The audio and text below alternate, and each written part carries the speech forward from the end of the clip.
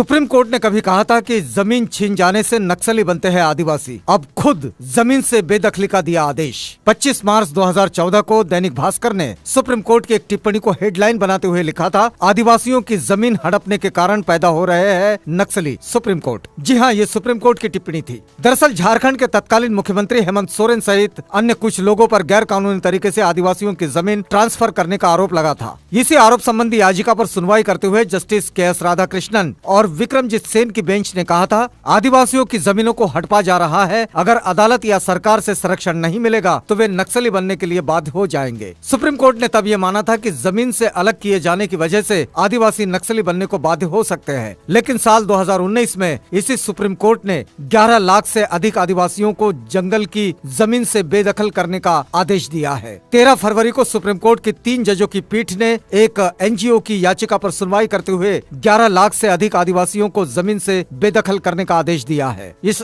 आदेश की वजह से करीब 20 राज्यों के आदिवासियों और जंगल में रहने वाले अन्य लोग प्रभावित होंगे। सुप्रीम कोर्ट का ये फैसला इस वजह से भी आया क्योंकि केंद्र सरकार आदिवासियों और वनवासियों के अधिकारों की रक्षा के लिए बने एक कानून का बचाव नहीं कर सकी। एनजीओ की तरफ से जो याचिका दायर की गई थी उसमें ये मांग की गई थी कि वे सभी जिनके पारंपरिक वन भूमि पर दावे कानून के तहत खारिज हो जाते हैं, उन्हें राज्य सरकारों द्वारा निष्कासित कर दिया जाना चाहिए। आसान भाषा में कहे तो आदिवासियों से उन जमीनों का सबूत मांगा गया जिस पर वे रहते हैं। कानून दस्तावेज की भाषा न समझने वाले आदिवासी कहां से सबूत देंगे। अदालत में मोदी सरकार पर उन आदिवासियों के प्रतिनिधित्व की जिम्मेदारी थी जिसे निभाने में सरकार असफल साबित हुई। केंद्र सरकार को अपने सुप्रीम कोर्ट में अपने ही कानून के समर्थन में दलील पेश करनी थी जो सरकार नहीं कर पाई। सरकार को जिस कानून का बचाव करना था वो कानून है वन अधिकार कानून, जिसे संसद ने वर्ष 2006 में पारित किया था। इस कानून को फॉरेस्ट एक्ट 2006 कहा जाता है। इस कानून के मुताबिक इन जंगलों में किसी भी गतिविधि को तब तक नहीं किया जाना चाहिए जब तक कि व्यक्ति और समुदाय के दावे का निपटारा नहीं हो जाता। साथ ही आदिवासी और वनवासियों के लिए काम करने वाली एक संस्था अभियान फॉर सर्वाइवल एंड डिग्निटी का आरोप है कि सुनवाई के समय केंद्र सरकार का वकील कोर्ट में मौजूद ही नहीं था। इस मामले में केंद्र सरकार की भूमिका बेहद गैर जिम्मेदाराना, दोषपूर्ण और संदिग्ध नजर आती है। क्या सरकार ने ही अपने आदिवासी विरोधी कारपोरेट नीतियों को विस्तार देने के लिए ऐसा किया? सुप्रीम कोर्ट ये बात अच्छे से जानते हैं कि आदिवासियों का विस्थापन भारतीय संविधान की 5वीं अनुसूची के प्रावधानों का खुल्लम खुल्ला उल्लंघन है, जिसके तहत आदिवासियों को उनकी पुश्तैनी जमीन और प्राकृतिक संसाधनों पर मालिकाना अधिकारों की गारंटी दी गई है।